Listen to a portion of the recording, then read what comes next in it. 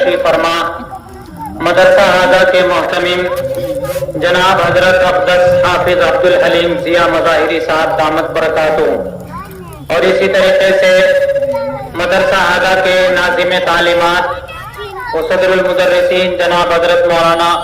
कारी मोहम्मद अली साबिर साहब दामत बरकातुहू और दीगर मुअज़्ज़ज़ मेहमानान,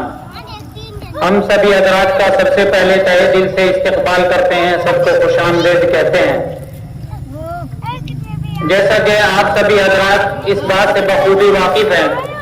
और हमारे नाज़िम तालीमात साहब और हजरत मोहतमीम साहब दामत बरकातुहू ने इंतहाई तफसील के साथ आपके सामने जंग आज़ादी के अंदर अपनी जान कुर्बान कर देने वाले उलमाए कराम और शुहदाए इस्लाम का तज़किरा तफसील से फरमाया। हिंदुस्तान की आज़ादी के खातिर सिर्फ सैकड़ों नहीं, हजारों नहीं, बल्कि लाखों लोगों ने कुर्बानियां दी और उनमें से भी अक्सरियत उन लोगों की थी जो मदरसे से जुड़े हुए और चटाई पर बैठने वाले हजरात उलमाए कराम थे, क्योंकि हर दौर का ये तरीक़ेकार रहा है कि अल्लाह तबारक व तआला ने जितना दूर अंदेश हजरात उलमाए कराम को बनाया है, दुनिया के किसी भी मसलक या फिरके से ताल्लुक रखने वाले हजरात या किसी भी तंजीम और जमात से जुड़े हुए लोगों को इतना दूर अंदेश नहीं बनाया। जिस वक्त हिंदुस्तान के ऊपर अंग्रेज ने गलबा पाने की कोशिश की और हिंदुस्तान के ऊपर अपना कब्जा जमाना चाहा, तो उस वक्त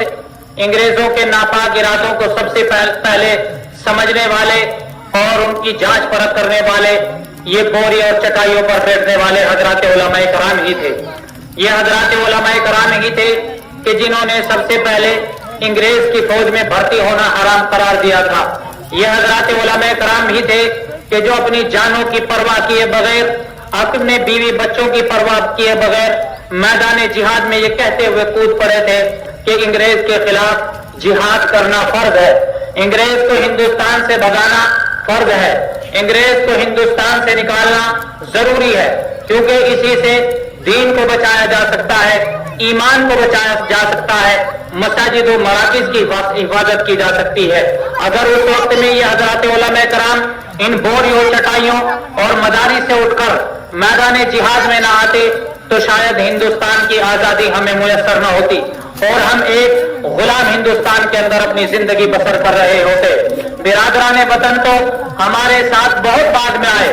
और ये उस वक्त आए जब हजरात उलमाए कराम अकेले जंग लड़ते रहे और अंग्रेज इनको अपने जुल्म का निशाना बनाता रहा। तो कुछ हजरात उलमाए कराम ने आपस में ये मशवरा किया कि हिंदुस्तान के अंदर हमारे जो बिरादरान वतन साथ में रहते हैं उनको भी अपने साथ लिया जाए ताकि और ज्यादा मजबूती के साथ अंग्रेजों के खिलाफ जंग की जाए। तो उस वक्त कुछ हजरात उलमाए कराम इकट्ठा होकर के अफ्रीका में जनाब महात्मा गांधी साहब के पास पहुंचे और उनसे इस बात की दरख्वास्त की कि आप हिंदुस्तान के आजाद कराने में हमारा सहयोग करें, हमारी मदद करें। तो उस वक्त हिंदुस्तान में चूंकि महात्मा गांधी अपना इज्जत और मकाम रखने वाला था और हिंदू लोग, बरादरान वतन लोग उसकी एक आवाज पे लब्बैक कहने वाले थे, इसलिए हमारे हजरात उलमाए कराम महात्मा गांधी को अफ्रीका से बुला करके और अपने साथ लेकर के आए और हिंदुस्तान में ला करके हजरत मौलाना शेखुल हिंद महमूद हसन देवबंदी रहमतुल्लाह अलैह ने सबसे पहले उनको महात्मा का खिताब दिया, जिनको आज दुनिया महात्मा गांधी के नाम से जानती है।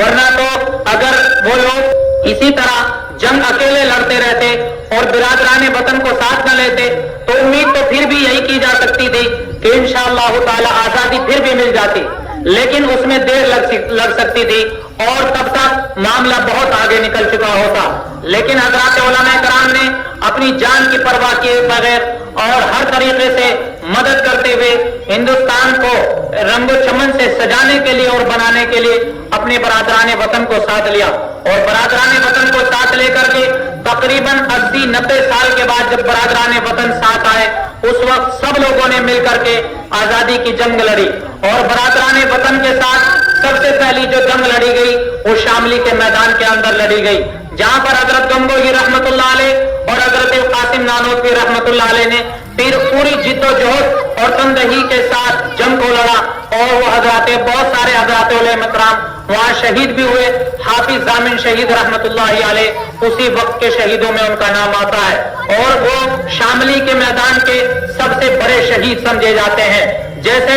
احد کے میدان کے سب سے بڑے شہید حضرت امیر حمزہ سید الشہداء رضی اللہ تعالیٰ عنہ کو سمجھا جاتا ہے. اسی طریقے سے شاملی کے میدان کا سب سے بڑا شہید حافظ ضامن شہید کو کہا جاتا ہے. تو آج ہمارے اس پروگرام کا مقصد اور ہمارے یہاں اکٹھا ہونے کا مقصد یہی ہے کہ ہم ایک آزاد دیش کے اندر جو سانس لے رہے ہیں اور ایک آزاد فضا میں جو ہم جی رہے ہیں، ہم انہی حضرات علماء کرام کی اور برادران وطن کی سب کی قربانیوں کو یاد کریں، انہیں خراج عقیدت پیش کریں، ان کے لیے ایصال ثواب کریں. اور جن حضرات علماء کرام نے ہمیں آزاد ہندوستان میں رہنے کا ایک حق دیا ہے اور آزاد ہندوستان میں رہنے کے لیے ہماری مدد فرمائی ہے، ہمارا مستقبل بہترین بنایا ہے، ہم ان کی قربانیوں کو یاد کریں اور ان کے لیے ایصال ثواب کریں. زیادہ سے زیادہ دنیا کو ان کے بارے میں بتائیں اور زیادہ سے زیادہ دنیا کو سمجھائیں کہ ہمارے حضرات علماء کرام نے ہمارے لیے ایسی ایسی اور اس طرح کی قربانیاں انجام دی ہیں.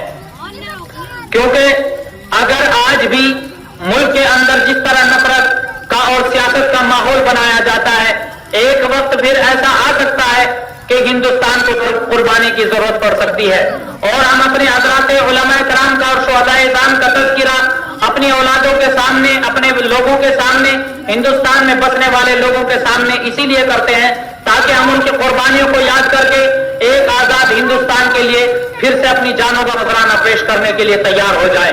اسی وجہ سے ساری باتیں، ساری قربانیاں، سارے اثار و جذبات سب لوگوں کے سامنے بیان کیے جاتے ہیں تاکہ وہ جوش، وہ بلبلہ، وہ جذبہ پھر ایک مرتبہ سے قائم ہو سکے اور ہم اپنے